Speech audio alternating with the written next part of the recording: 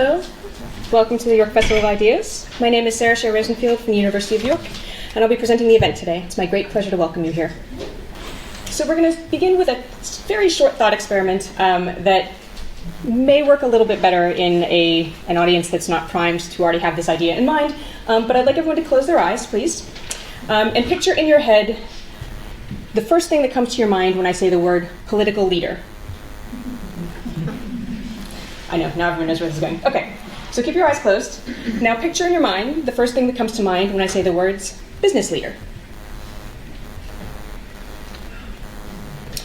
Okay, now how about sports leader?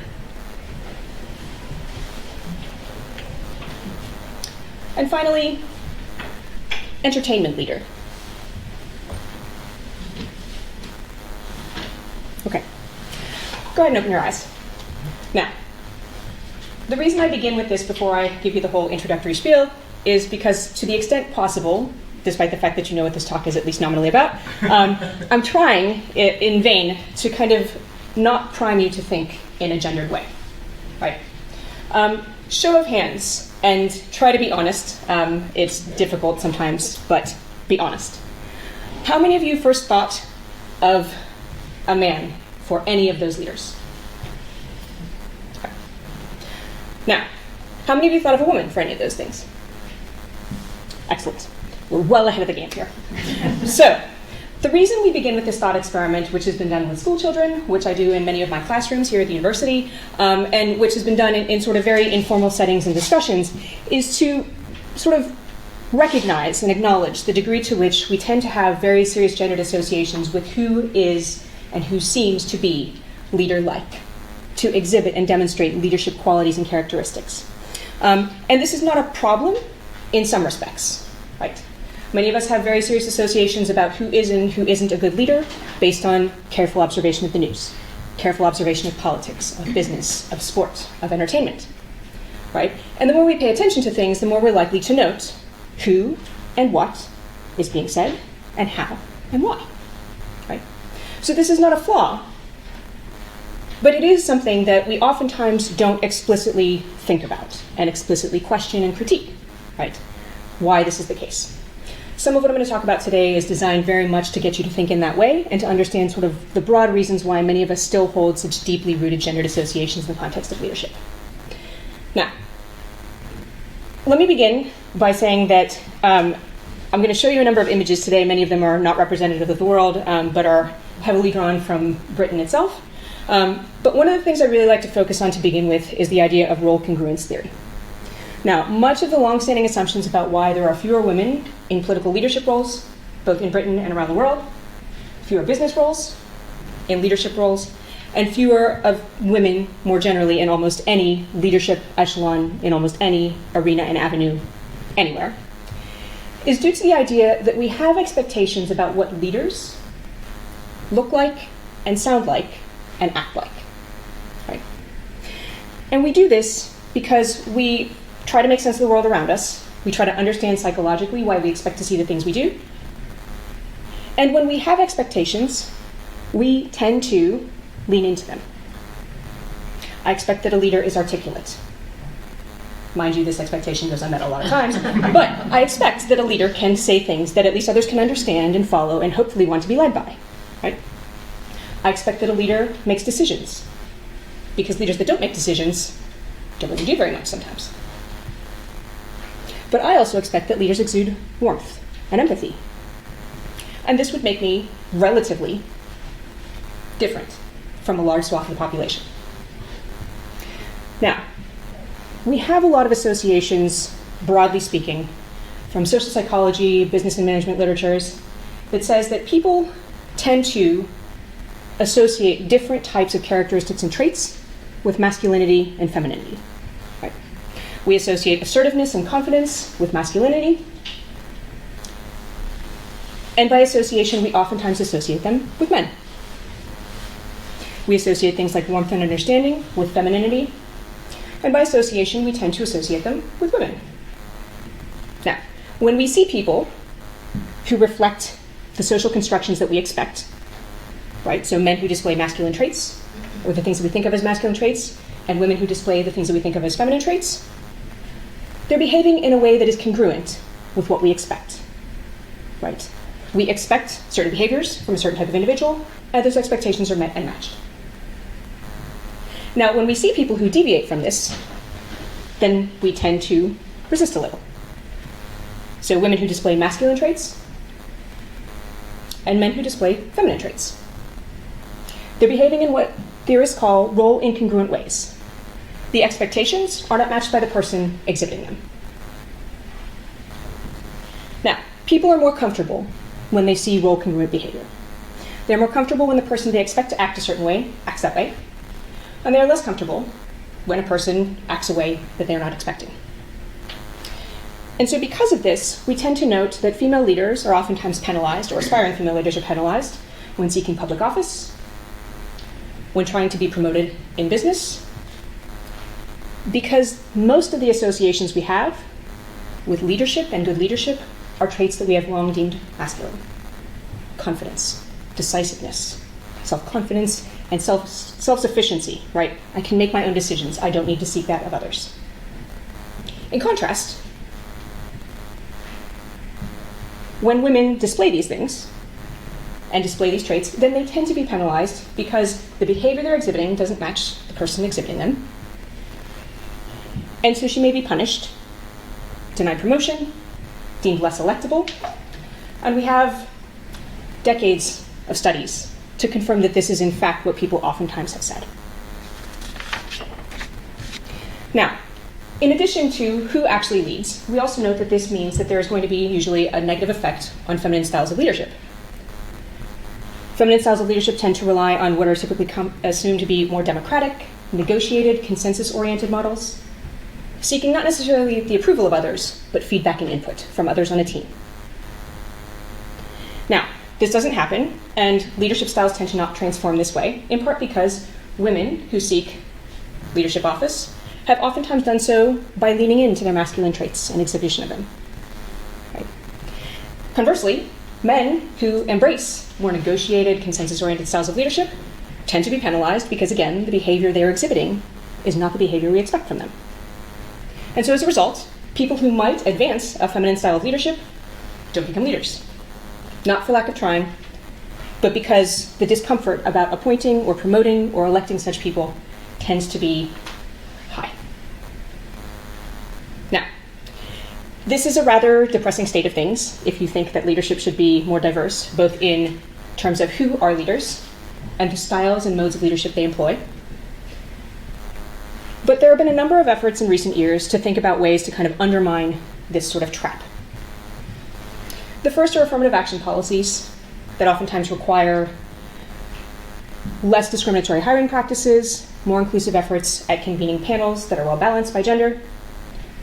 There are oftentimes quotas for members of executive boards, local councils, that require gender diversity, right? So this is the way to force the issue to a head. But alternatively, we now have ever-increasing studies that show that feminine styles of leadership, those consensus-oriented, negotiated models, tend to actually be the best and the most successful at resolving long-standing problems and conflicts. Complicated problems, complex issues tend to require innovative solutions. That tends to mean that greater diversity in a leadership team making those decisions oftentimes will find a solution that traditional models don't, right? Now, despite knowing this, and despite affirmative action policies, change is relatively slow. Now again, this is a sort of primed audience. When I ask students this question, everybody thinks of men. And I would bet the same is true probably in many classrooms around the country and around the world. The associations run very deep. Now, one way to kind of overcome this has been through imagery. I know you're thinking this is about language, this isn't about images. It won't be about images for long. So imagery is one way to combat this incongruence. There's been an increase in what we note as symbolic representation, right? That if you show people images of female leaders in politics, in sports, in business, in entertainment, and those images permeate news feeds and get in people's heads, then you stop closing your eyes and picturing a man and you start picturing something perhaps not necessarily that. In addition, the assumption is also that if children see these images and grow up seeing these images and more balanced representation of who is a leader, it can dispel the myth that they can't see the world that way. It undermines the idea that they must grow up thinking of an image of someone like Churchill in their minds as the definitive leader. So, what does this look like? It looks like, again, I didn't say good leader, it's just leader here. Right? Take this as you will. Right, so on the left here, of course, we have Michelle Bachelet, the first female president of Chile, and the only to be reelected at the time that she was selected to a second term. And on the right, Theresa May. Right? And these are images of them doing things that we oftentimes didn't have images of women doing. Leading delegations, leading their countries, meeting with military personnel. These are images that are very powerful because they override or undermine the associations that we have. Now, I'm going to argue that it takes a lot of these images to override this, but we got to start somewhere. In sport, where I might note, occasionally female success is significantly greater than male success. After yesterday's lovely loss, right? So on the left here, of course, we have Ellen White, the lioness. In the middle, Kelly Holmes, and on the right, Serena Williams at Wimbledon. I picked specifically Wimbledon here. Titans in their sports, right? Although I will note, when I ran image searches of them, you would be surprised how hard it is to find a lot of these things, even for people of this stature, relative to their male counterparts.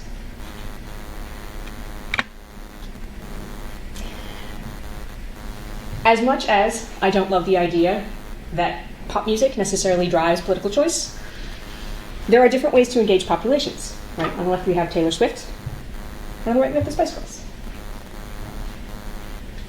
And again, the reason I show these are that these are actually images of people doing something powerful and assertive, rather than a lot of the images that are available online of these particular types of individuals being your everyday person. These are distinctly about the poise and assertiveness that can come with leadership in a given field. Finally, in business. On the left, we have Anna Botín from Santander Bank, and on the right, Christine Lagarde from the European Central Bank. This is, interestingly, one of the most difficult type of image to find, in part because we don't usually like pictures of bankers. That's true regardless of gender, so that's not really an issue. So much here. But it is interesting in part because these are two of the only women occupying anything resembling this level of authority in the world of business today. Right? And unlike female presidents, who've become much more common in recent years, female sports and music stars, who have also become much, much more dominant in their respective scenes, in business and finance, this has become a very clear, critical issue. So, why all these images? Well, what I'm going to argue is the images themselves are not enough. The things you see and the things you might remember, they help to imprint upon you what you've read, but the language you use to read about them, to talk about them, to think about them, is what I want to talk about today.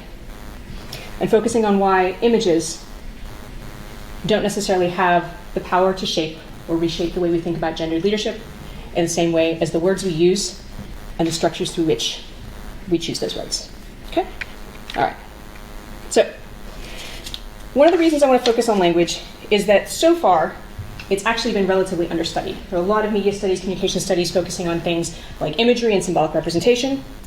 There are some that focus on the negative effects on women's leadership aspirations, right? So negative portrayals in the media of female leaders, the negative characteristics and traits that are used to describe them. She's difficult, she's a diva, no one wants to work with her, she's very strident in the boardroom, right? But outside of that, most of what we know is about the social context in which female leaders use words. So there's a large body of work studying what we call weak language. I actually don't love the term weak because I find it incredibly demeaning. But weak language is used to describe language that women predominantly tend to use, again, in board meetings, in council meetings. They hedge. They say what they want to say, and then they say, maybe, sort of. They make disclaimers. I might be wrong, but here's what I think. They use what we call tag questions. Here's my point. Don't you agree? Don't you think? in ways that suggest they're seeking the approval of others. Now, the predominant reason scholars assume that women do this is to overcome role incongruence. That women who are too assertive are threatening. Women who are too decisive are deemed to be hard to work with. And so women moderate the things they say and the language they use to soften that, to be less threatening, to be less domineering. Now the problem is, that's language that women who aspire to and are likely already in relative positions of power use. I'm talking about the everyday language that the rest of us use. So, let's think a little bit about two different aspects of this. The first is the structure of a language. So what do I mean by linguistic structure or language structure? Here, what I mean is words we use every day, but not just the words themselves, the way we must use them, by the way our language requires us to. So, in English, the word for someone who runs, let's say, a company or a team, is an executive. This is relatively, I get that there's associational context, but the words are ungendered. The indefinite article, or the, which would be the definite article, has no gender. And the are not male or female. And executive itself also technically betrays no indication of the gender of the person occupying that role. This is what we call gender-free, genderless, or gender non-distinct in terms of linguistic structure. That much of the English language does not connote or require its speakers to use a gender, nor would it be possible in this case. You could add an adjective to say a male executive or a female executive, but just an executive you cannot modify to make it gendered. But this isn't true in many other languages. So let's take, for example, Spanish. An executive in Spanish is un ejecutivo. This is a masculine term. How do we know? The indefinite article, un, is for masculine, for men, and for all objects and subjects that are masculine. An ejecutivo is the same. It ends in an O. Basic Spanish linguistic and spelling rules tell us that this is a masculine term. Now you're thinking to yourself, I hope, well, what if the executive isn't male? I hope. And if you aren't, now you're thinking it. So what happens then? Do we just call her this? Well, we could. Or eventually, we could create a new word. Una ejecutiva. Still gendered. The indefinite article is now una, only for feminine objects and subjects. And ejecutiva, you'll note, the spelling has changed to reflect this.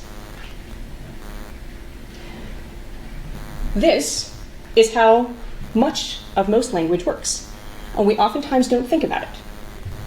Well, you do if you're trying to learn a new language, then you might. But otherwise, we speak the language we know, we communicate as we need, and in the language that is much more gendered, to communicate what you want to communicate requires gendering or not, depending on the language. Now, let's think about what this means in the context of something like English. So let's say we have a chairman. This is gendered in some ways, right? I've highlighted specifically the way I think it's gendered. Again, the indefinite article is not gendered. What do? We can change it to a chairperson. Now what you'll note here is that I've changed the portion of the word that's gendered, but nothing else had to change in the sense that the article doesn't change. And what's more important now, if I say a chairperson, am I speaking about a man or a woman? It could be either. If I say una ejecutiva, it is not either. Right? And so when we think about how language at its core level kind of structures even terms related to leadership and how we must think about leaders, who constitutes leadership, I'm not saying that anyone sits there and says, oh, well, we only have this word in the masculine form, so we simply can't have a female leader. Although I'm sure that's been used before, but that's not what I'm saying now. But more generally, it conditions us to reinforce that existing association. It reinforces for us, that's what a leader is. That's what a leader looks like. That's what this particular role is designed to do. Now, beyond just thinking about this theoretically, what I've often wondered is whether this is true. Is there a way to get at knowing if people really think this way and are conditioned this way by the language they speak? So, some languages are largely gender-free or gender-neutral. Gender-based terms are largely qualifiers, in other words. So in Indonesian, the word for one's child is adik. There's no gender. It's adik. If you want to specify son or daughter, you add a gendered adjective to adik. You're either adik perempuan for a daughter or adik laki-laki for a boy or son. The core word stays the same. And so people oftentimes just refer to their child, adik. Now some languages, in the converse, are almost always or always gendered. Not only are the words for son and daughter distinct, there's no word totally gender-free for child. So for example, in Spanish, el hijo is a son, la hija is a daughter. And if you ever, just for fun, because I did it on the train right up here, plunge into Google Translate, offspring in Spanish. Anyone want to venture a guess what it tells you? Hijo. Because the default is always masculine. Right? So if you don't specify, that is tacitly what you're telling people. Now some languages are what we call flexible or minimally distinct in terms of gender. So thinking about that translation from chairman to chairperson, we can be flexible with the way we use English, in part because the article isn't structured by gender. And so in this way, you can get flexibility in some languages where we do have son and daughter, but we also have child and offspring. And child and offspring indicate nothing about the gender of that child or that offspring. So, why does this matter? Well, with a couple of colleagues, we wondered, does this matter then in terms of thinking about how people see the world and how much they believe that men actually make better leaders than women? And I know you're thinking, that seems like a really long stretch. It is, except I've been doing work sort of generally in this area, so lots of things were building towards this. But what we really wanted to do was figure out a way to test this. And so we came up with 2 tests. There's actually a third, but I'm not going to talk about it because it gets us kind of in the weeds. So 2 tests. What we did was we took 90 of the world's most commonly spoken languages, so official languages, or widely spoken across many different countries, and we categorized them into one of these 3 categories: gender non-distinct. And gender non-distinct languages are ones where there's a third-person singular and a third-person plural where they're genderless. Everyone is effectively an it in the singular or a they in the plural. No gender. Examples are Indonesian, dia and mereka. Then we have minimally distinct, like English. The third-person singular has gender, he, she. I'll get to they in a second, don't worry. But the third-person plural does not. They betrays no information about the composition of the group. Finally, we have extensively distinct languages, where not only do you have to designate gender in the first person or the third person, he, she, but it's they, he, and they, she for the third-person plural. Right. Now, this is an oversimplification, but most of the rest of the structure of the languages that we categorized follows this general pattern, right? And so one of the reasons we do this, and one of the reasons we have this categorization, is because what we want to know is if you constantly are forcing people, by the way they use the language, by the way the language they use is structured, to constantly think about the gender dichotomy, he, she, us, them, does that get in the way of other more critical concerns and considerations about who can do certain things, be certain things, act certain ways? So, let me just show you what this looks like a little bit. So in English, he is the third person singular for men. In Spanish, it's el. She becomes ella. And the more recently adopted use of the term they for individuals who do not wish to be gender identified in the third person has no counterpart in Spanish. You cannot be a they in the third person singular in Spanish. Now, what this means is that everybody in English, when referring to another individual, has to refer to that individual by their gender. And in Spanish as well. When we start talking about groups, though, things change. So they in English could mean any host of different things. It could mean the three of you. They are all women. This is just for experimental sake. But if I take all of you, they includes someone who's not a woman. For example, in Spanish, you can't do that. It's ellos or ellas. And I'll ask the question again. What happens if you are a mixed group? 4 women, 2 men. What do you think it is? Ellos. Bingo. Because the dominant is the masculine. Now, this matters more when we think about how people are forced to use the language that they speak. Right? You have limits on what it is you can convey, how you can convey it, and about whom you can speak. So what we did was we looked at World Value Survey data for dozens of countries. The World Value Survey asks in many different countries in waves every few years a whole battery of questions of everybody. Right? They ask about politics, about the society, about the economy. And for our purposes, they ask really useful questions in 2 dimensions. The first is that they ask a question that is, what language do you normally speak at home? This allows us to assume that an individual's response, I speak Spanish, I speak English, I speak Romanian, I speak Mandarin, is reflective of both the way they use language rather than an official language moniker, and it allows us to have within country variation. An individual who lives in Indonesia may speak at home Indonesian, or they may speak Mandarin. So we have the first part of our question answered, right? What do people speak at home? How do they see the world? And the second is that they ask a whole series of questions, and so we have to take a few of these, including whether or not the individual agrees or not, on a scale of 1 to 7, with the statements like, on the whole, men make better political leaders than women, or on the whole, men make better business executives than women, right? These have been used in other studies to kind of broadly reflect a whole host of views about gender identity and gender egalitarianism. So what we do is we look at this big, broad sample across many different countries with the questions all asked the same way.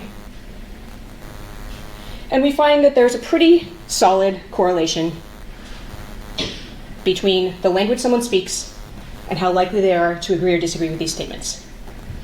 And perhaps unsurprisingly, individuals who speak what are extensively distinct gendered languages are more likely to agree with those kinds of statements than people who speak minimally distinct languages. And people who speak minimally distinct languages are less likely, or even more likely to agree than those who speak totally ungendered languages, right? So we have what we call observational clarity on this. If you ask a person what language they speak and then you ask them these questions, it turns out there's a pretty high relationship between whether or not they speak a language that forces them to see gender as a component of everything they say and think and do, and those that don't. But this is what we in some ways think of as a more superficial test. And so we wanted to dig a little deeper and think about why this was the case, right? Aside from assuming that lots of people in lots of countries, for example, the 5 countries in Latin America that have elected female presidents, obviously this pattern wouldn't necessarily hold. Right? So what we did was we conducted an experiment. This experiment doesn't work outside of a handful of contexts on Earth, so this was sort of a bit of a stretch for us, but we took bilingual Hungarian-Romanian speakers. Now everyone's thinking, okay. Hungarian is one of the most gender-neutral languages spoken today. It's almost impossible to designate gender without explicitly, purposefully trying to do so. Romanian is an extensively gendered language, right? It's a Romance language. It derives from the same kind of broad place as Spanish and French, but it is extremely gendered in its applications across the board. So we think, okay, we have individuals who speak both of these languages, who, in the way they speak and think, comprise both of these elements. Now, you're probably thinking to yourself, we've kind of muddled this up. What's the point then if you take people who do one extreme and the other extreme? Aren't they just going to kind of be somewhere in the middle?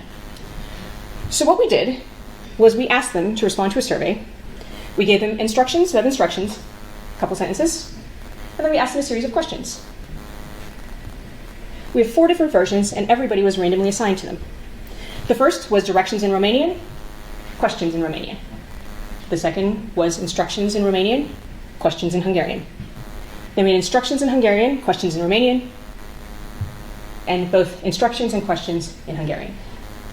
Our expectation, of course, is that if people really are influenced by language that they speak, even if they broadly are engaged with lots of different linguistic systems and structures over the course of their day, when you ask them in the moment to respond, and they're effectively primed by the language you've given them in which to respond, does that change how they feel? Now, I'll be clear, the sample is bilingual Hungarian and Romanian speakers, so there's not a lot of diversity in this group. I mean, there's actually a large number of people like this, but in this context, this is not a big group. There's relatively no socioeconomic diversity in this group. There's very little educational difference in this group. What is different is exactly what language we ask them questions in. And I'm sure you'll be shocked to know that if you give instructions in Hungarian and you ask them questions in Hungarian, they are much more opposed to saying that men make better political leaders than women and men make better business leaders than women. The group that is the most likely to agree with those statements, Romanian instructions and Romanian questions. Right? And so in doing this, what we've done is not just figure out the association, but tried to isolate exactly why that is the case. In the moment, when you ask someone to think about these things, do they respond in a way that perhaps reflects exactly what they think of top of mind, rather than the things they sit down and critically think about? Now, I generally would prefer that people, when they go to the ballot box, think really critically. I prefer people don't just top of mind say what they think, right? And pick the person who, on the day, in that moment, seems like the best choice. But it probably happens quite a lot, especially in parts of the world where ballots are dozens of candidates, and what distinguishes one from another is very little super useful information. So when we talk about exactly how and why this works, this is the sort of core. Okay. I'm going to very briefly talk to you about the second study. These are words that we've typically thought of as things that we associate with masculinity and femininity. And these are oftentimes the words we talk about when we talk about leadership. So on the left here you have masculine traits. On the right you have feminine traits. This is not exhaustive, but these are some of the most commonly used terms by scholars and by people who actually work in business and management to ascertain who would be a good leader. So what we do with a different colleague, I have done a couple of recent surveys in the UK, the US, Canada, New Zealand, and Australia. So now I've gotten rid of the language structure part, and instead we're talking about word use. In countries that are fairly similar in many ways, yes, I get politically, they're very different. Totally understand. But in terms of baseline things like social structure, economic structure, there are a lot of similarities. And everybody speaks English. And we checked with someone from each of these countries, and these words all relatively mean the same thing. When we ask people to rate how feminine, masculine, or neutral they see these traits, perhaps unsurprisingly, things seem to have changed. These are the words that still hold true in their respective categories with a high degree of significance from a statistical standpoint. Aggressive, assertive, competitive, forceful, and tough. But in the feminine traits, it's compassionate, emotional, gentle, sensitive, and sympathetic. These are the 10 that across the 22 respondents across all ages, genders, and country of origin see as decidedly masculine or feminine. We have a handful where they're kind of on the fence, ambitious, decisive in the context of masculine traits, and in feminine traits, it's cautious, talkative, understanding, and warm. These receive a good deal of support for being perceived as masculine or feminine, but they don't meet most conventional levels of statistical significance. In most of these cases, these are iffy. And all the rest? Almost entirely neutral. That where respondents didn't actually rate them as gender neutral, as many people rated them as masculine or feminine. Right? And this includes a wide range: competent, rational, self-confident, hardworking, honest. Things presumably many of us might look for in a leader. And what's more interesting is that if you break these out by age and by gender, the feminine traits are more consistent across age groups and across men and women. The masculine traits are not. Younger generations, people who responded when they were 18 to 24 years old, are significantly less likely than their older counterparts to rate the masculine traits as masculine. Most of them get rated as effectively neutral by that particular age group. In terms of women versus men overwhelmingly associate masculinity with masculine associations. Women are different, though. Women, interestingly, for competence, independence, rationality, and self-confidence, effectively rate these as neutral categories. And what this tells us, perhaps, is that this is the window to understanding where change might come. That many of these associations have changed over time for various political reasons, various social reasons, and in many cases, likely economic reasons. And so what we tend to note is that, on the whole, there is some window. Language can change, language can morph, but particularly the words we use and the associations we have with them have shifted. All right, I have talked for far too long. So, if you have questions, please wait for the mic. Our steward will come to you. Go ahead and put up your hands, and we'll kind of move from there. When people have been asked to choose one of the main masculine words and put it to a woman, is assertive one of the main ones that would be a woman? So we're not going to start with easy questions.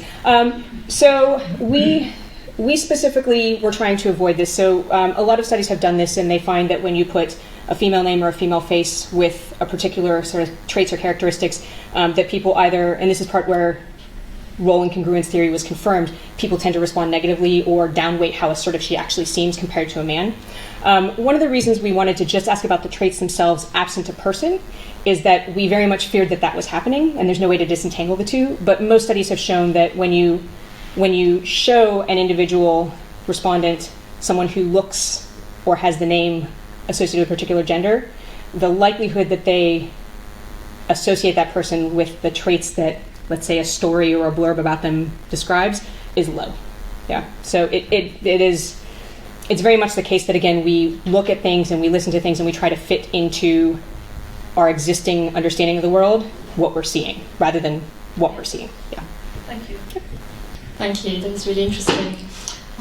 Just going back to your first study, I've been trying to sort of work out how much are you claiming there's some kind of causality, or are we sort of, have you been able to disentangle the confounding variables like, societal structures and how different are Hungarian and Romanian societies? Are people primed to think of those societies and how gender functions in those societies, and how it all kind of links together? Yeah. So the first part of the study, which is observational, is not about causation, it's just correlative. On the experiment, so the survey or the response pool were Romanian citizens, right? So we don't have a mix of Hungarians who also speak Romanian. They are all Romanian, and they are all university-age students, or university-age individuals. And so what we really are varying there is explicitly just the language in the treatment. And so we include a couple of other covariates just to be certain there is sample balance across all of the sort of major ones we'd be concerned about with age and gender. But yes, we're asserting that there's causality. The specific mechanism is harder to pin down, of course, through an experiment like that. But in terms of being able to isolate the priming effects, yes, it's a causal story that if you ask in a certain language, it is the direct cause of a response that we might otherwise not see.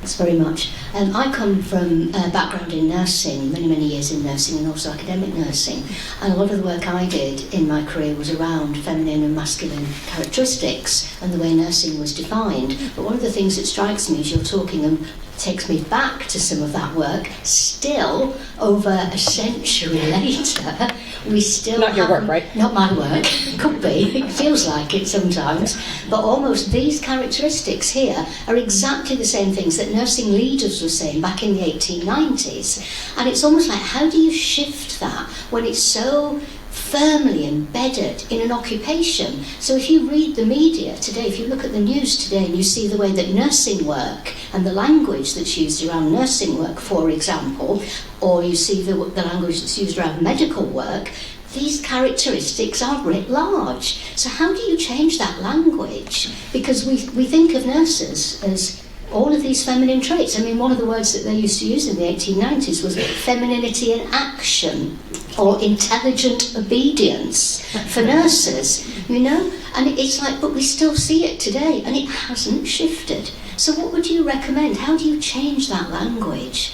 Because it's like a vicious circle. The media use it, and then you have the perception that nurses are women, doctors are men. Yep. Still. And 100, 150 years later. Yes, and hopefully we're not here in 150 years still talking about this. So I think my response is kind of twofold. The first is that I think and one of the reasons we did this particular study was to kind of question whether that was still the case. There's certainly evidence in media portrayals that is very much the case. But what we were more curious about was whether everyday people really still thought nurses, women, mid-level workers are these feminine traits, and the people in charge, doctors, are these masculine traits. And one of the things that I think we took somewhat optimistically, hopefully not too optimistically, out of the study is that while the feminine traits seem unfortunately very well entrenched, the masculine traits seem open to interpretation now in a way that was not true or simply is not a reflection of reality today, right? So we were expecting in the worst case scenario that all the masculine traits would show up as masculine for all of our respondents. That's not true. And it's not true particularly, as would probably be expected, for women who see many of these traits as much more gender neutral because they probably embody them themselves, feel this way, look at people like Bachelet and think that's who is rational and self-confident and articulate, right? So I think in that sense, the first step for me would always be that you break down the assumption that only men can hold masculine traits rather than that we have to dispel with this idea that women hold feminine traits. And the reason I say this is that many of those feminine traits that we haven't associated with good leadership in the past have become more important of late. So if you think about leaders like Barack Obama who ran for office, rather than yelling ferociously in campaign stump speeches and things like that, instead portrayed himself as an empathetic, understanding, devoted father, dedicated father. You have a shift in a greater embrace of feminine attributes with leadership. We note this in places like New Zealand after the Christchurch bombings, that Jacinda Ardern was very much lauded in the international media for displays of empathy and understanding and refusal to get engaged in a sort of vitriolic battle over us and them and sort of ethnic and immigrant issues, right? So I think that my response would be to sort of lean into the idea that the traits we've always assumed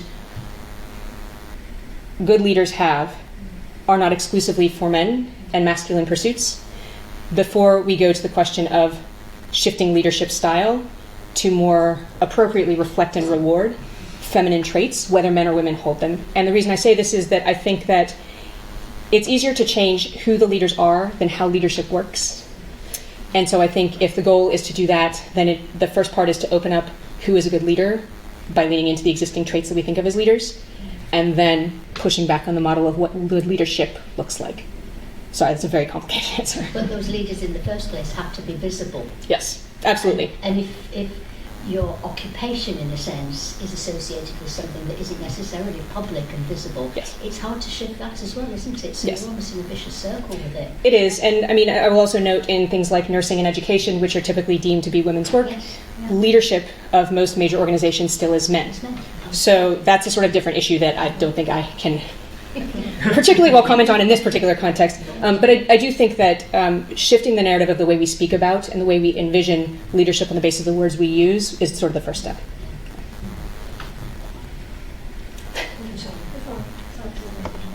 Yeah, thanks. I think what's always interested me is goes right back to the nature-nurture argument. Which of these, if any, are intrinsic and which are not and are societal expectations? And when you see things like, I don't see it so much these days, boys' toys and girls' toys, which gets right up my nose. What are we doing to our children to say that if you're a little girl, you've got to be all these things, and if you're a little boy, you're those, and you can't cross over? And I do think that there's a lot of societal expectations, and I'd like to know your view. So I have a daughter, and the boys' toys, girls' toys, boys' clothes, girls' clothes has constantly confounded, I think, me and my partner at every turn, in part because it does in fact reinforce that. Beyond that, my mother works in education, and the way we speak to children and the way we expect them to respond further kind of reinforces that. So in many ways, one of the reasons we associate feminine traits with things like sympathetic, talkative, understanding, these interpersonal skills, is from basically as soon as children are in social settings, they are encouraged in very different ways. Boys will be boys. They throw things. You can't keep them sitting down. Girls have to learn to talk. They have to learn to communicate with each other. And so I think even beyond the very obvious objects we give them and the clothes we dress them in, we're reinforcing many of these things at core from the way we speak to them. And so this is sort of something else that I'd like to eventually start looking at, is the way the language we use with children helps to further reinforce the socialization or can undermine these associations that we typically have. I think probably one of my fondest memories of being a parent so far is when my daughter saw a photo that my mother had sent me. It was of a parade, and it had 4 police officers on horseback. And my daughter looked at it and said, "Where are the women?" And I said, "Well, I've done my work. I can go now." Right? But I mean, this is and obviously you can tell, I do this all the time. I speak to her this way. She probably is prepared to give this talk. So I think in many ways the problem is that we don't openly discuss this very much, and we're also often very quick to rely on tropes like boys will be boys, girls will be girls, and it allows us to not have to do the dirty work of forcing the issue out. And that's one of the other reasons I think that it's hard to talk about language structure, is when you tell people the linguistic structure of the way you speak on a daily basis that you have cultural and historical and personal ties to is possibly reinforcing gender bias. It doesn't really go well. And so I think these are difficult conversations to have. I'm sorry, that's probably not a very satisfying answer.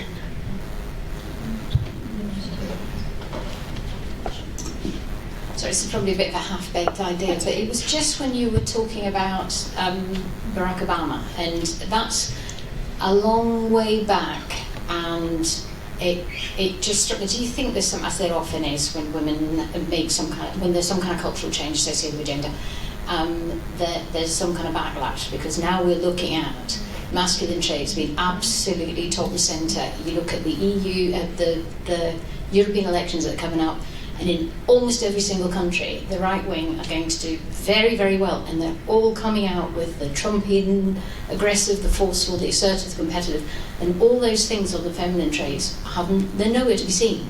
So I was just interested that when you were looking at that kind of combination of those, as somebody who's a really good political leader, you had to go all the way back to Obama, but we're somewhere different now. And do you think that's some kind of backlash to the cultural change that might be occurring through all this?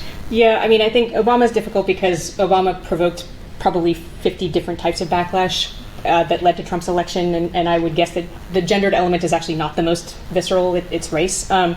I do think that there have been plenty of other examples of a different path since then. He's sort of the one that springs to mind as one of the earliest images of a male leader who very heavily leaned into that, and that's partly why it's sort of an example that resonates with me. There have been plenty others since. I mean, certainly Justin Trudeau has been trying for years to proclaim his feminist credentials, and to varying degrees of success, and he's not the only one. And so there are other elements of that, but it is certainly the case that when shifts occur, the backlash that results has the very real potential to both undermine and take you further back.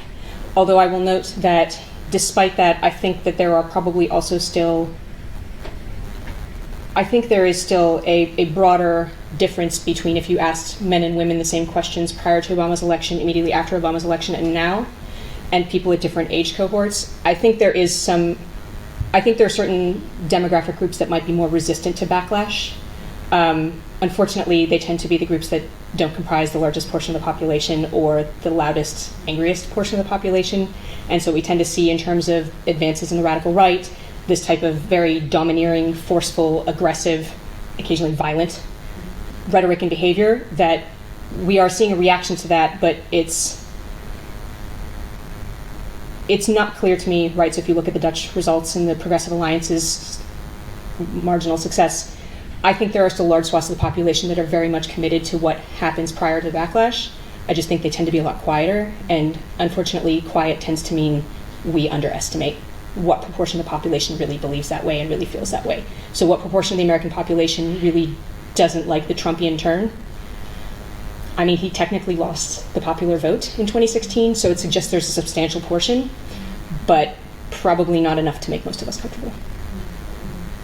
Europe as well. Yeah. Italy, Germany. Yeah, it is. Although Europe has mercifully been spared a Trump so far. So far. Thank you very much for the talk. I have two questions. One regarding what we're seeing at the moment.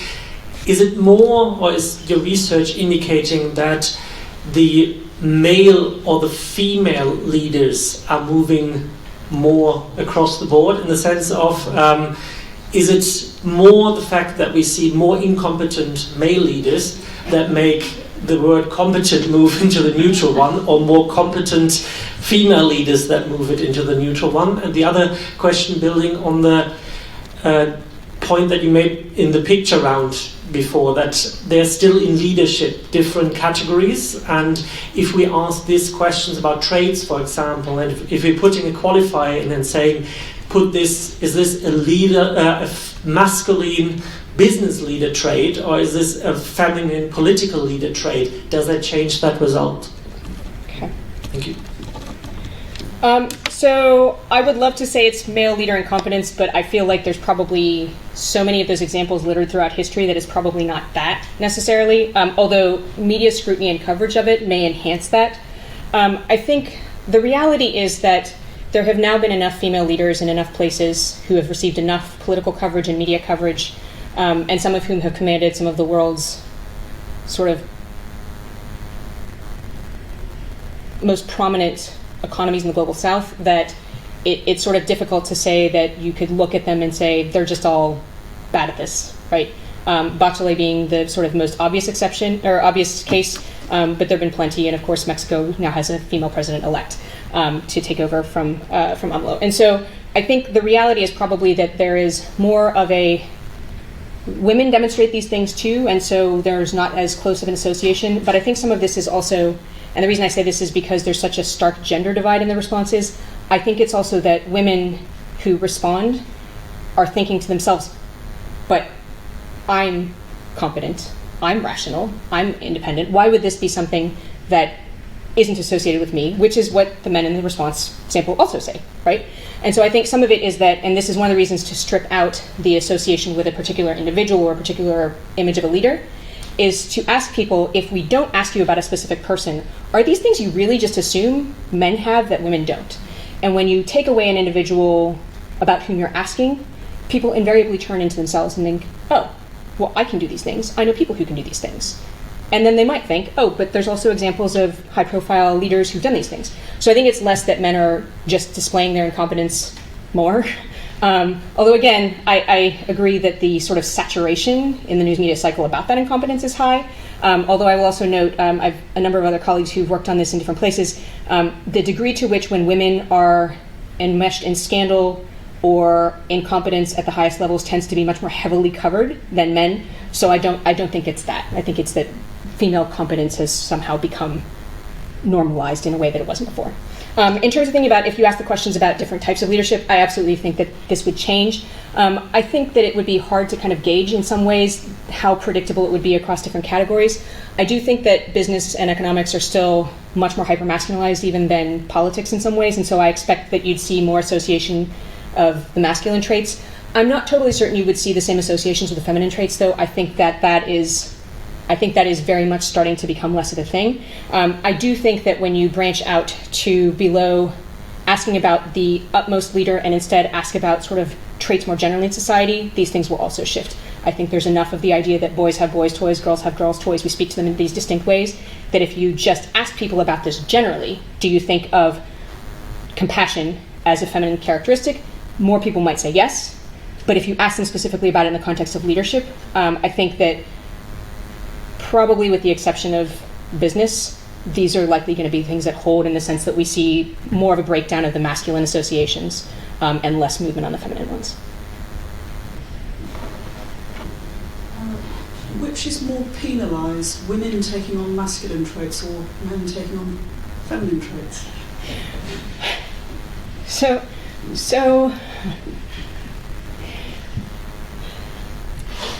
do you want my gut, or do you want what the... So my gut has always been that men who take on feminine characteristics tend to be less penalized. There's sort of two reasons my gut tells me this, although I'll tell you in a second a sort of empirical reason that suggests it's not clear. So in addition to role incongruence, there's sort of broader theories in politics and business about what's called the double bind, that women who want to advance in leadership have to demonstrate those masculine traits. I can do this job. But then they also have to demonstrate feminine traits to make everyone feel okay, right? So a lot like the weak language. Men don't need to do this. And so in study after study, women who present themselves as both masculine and feminine, analyses of individual candidates who do this, find that there's a greater penalty for women, and that men, regardless of what they say, it doesn't move the needle. We have a lot of evidence that men who list on their CVs that they have kids and families are not penalized and occasionally rewarded, and women the exact opposite, right? So these are the reasons my gut tells me that men can adopt feminine traits more readily than women can adopt masculine traits. That being said, I have a different paper that's kind of going through the final writing stages where we kind of try to look at this and push on this a little bit. And it turns out that how conservative a respondent is very much conditions that. So conservative respondents are totally fine with women who exhibit masculine traits, and very, very harsh on men who exhibit feminine traits. In ways that you don't see anywhere near as much of a gap on people who are centrist and liberal. And so I think the reality is that, again, it sort of depends on what segment of the population you're talking about in terms of the penalties and the benefits they get for these things. But I think on balance, what you're more likely to see is that men who exhibit feminine traits are less likely to be penalized than women who exhibit only masculine traits. And I was wondering whether you've been able to triangulate your data with the kind of the proportions of different genders and different leadership roles in different societies speaking different languages? So it's interesting that we thought about this. The third part of the study that I mentioned actually looks at sort of cross-national support among respondents for just sort of, but not cross-national response, whether countries that have higher proportions of more gender-distinct language speakers are less likely to pass things like laws protecting women's rights and sort of legislation against domestic violence and things like that. And we do find that, and so I think there is some element of this. But what I think is less likely, what I think is happening is that it means that in those countries there is a broader desire for more gendered policymaking and policies that better reflect women's interests, and disentangling that from who's being elected is very difficult. So it's not clear to me that places where people speak less gendered languages are selecting women because they're selecting women so much as they prefer these types of policies and associate them, or women actively campaign on these things. And there simply haven't been enough examples, in part because while there have been a lot of female prime ministers, there have not been a lot of female presidents in sort of the overtime kind of context, and almost all of them have been in two world regions, and so it's difficult to get traction on that. But it is something we've thought about a lot. Why doesn't then the English-speaking world have lots more female leaders? And I think it's because there are limits to this in terms of how it translates into who specifically we elect. Yeah, I wasn't thinking just political leaders, but you have data on business leaders. Yeah. And Yeah. So I think that's probably